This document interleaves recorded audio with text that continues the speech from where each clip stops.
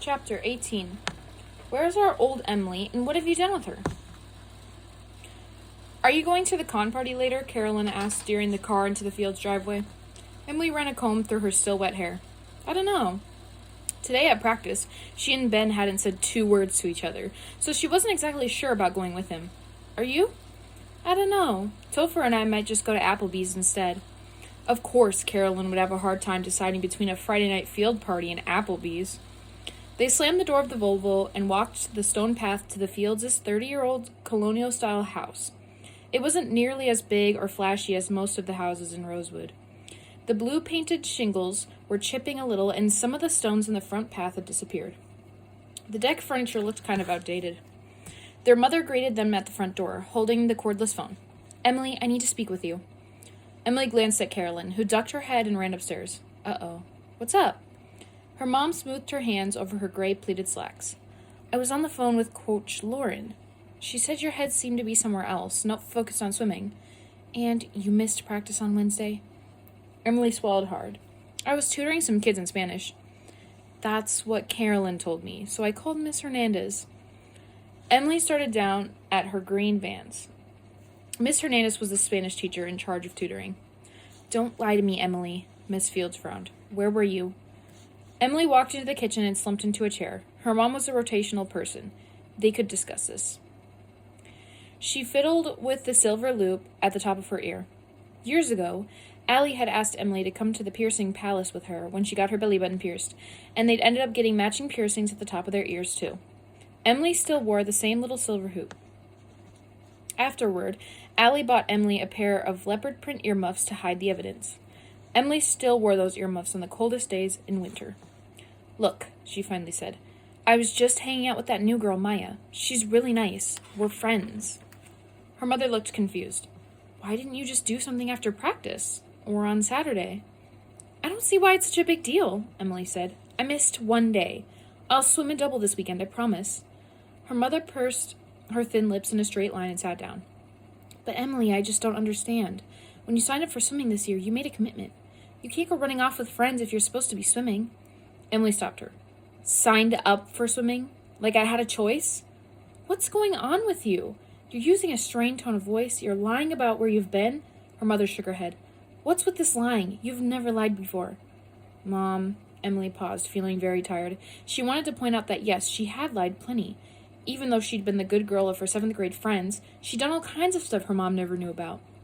Right after Allie went missing, Emily worried that Allie's disappearance was somehow cosmically her fault as punishment, maybe for how Emily had secretly disobeyed her parents. For getting that piercing. For the Jenna thing. Since then, she'd tried to be perfect, to do everything her parents asked. She'd made herself into this model daughter inside and out. I'd just like to know what's going on with you, her mother said. Emily laid her hands on the placemat, remembering how she'd become the version of herself that wasn't really her. Allie wasn't gone, but Emily had disobeyed her parents. She realized that now. In the same way she couldn't imagine sitting on Ben's itchy couch, feeling his slimy tongue on her neck, she also couldn't see herself spending the next 2 years of high school, and then the next 4 years of college, in a pool for hours every day. Why couldn't Emily just be Emily? Couldn't her time be better served studying or, God forbid, having some fun? If you want to know what's going on with me, Emily started, pushing her hair out of her face. She took a deep breath. I don't think I want to swim anymore. Mrs. Fields' right eye twitched. Her lips parted slightly. Then she spun around to face the fridge, staring at all the chicken magnets on the freezer. She didn't speak, but her shoulders shook. Finally, she turned. Her eyes were slightly red and her face looked saggy, as if she'd aged 10 years in just a few moments. I'm calling your father. He'll talk some sense into you. I've already made up my mind. As she said it, she realized she had. No, you haven't. You don't know what's best for you. Mom! Emily suddenly felt tears in her eyes.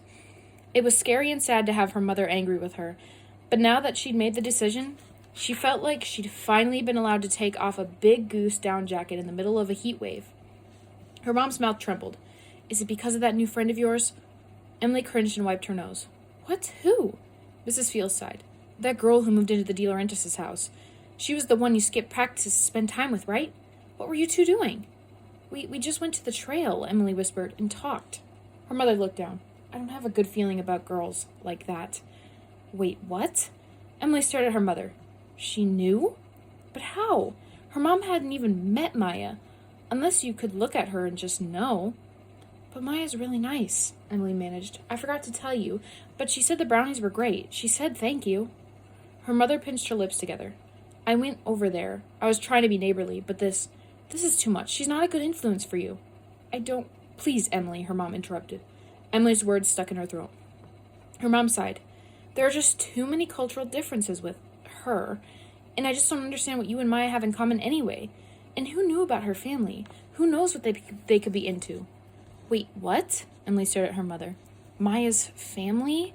As far as Emily knew, Maya's father was a civic engineer, and her mother worked as a nurse practitioner. Her brother was a senior at Rosewood and a tennis prodigy. They were building a tennis court for him in the backyard. What did her family have to do with anything? I just don't trust those people, her mother said. I know that sounds really narrow-minded, but I don't. Emily's mind screeched to a halt. Her family, cultural differences, those people.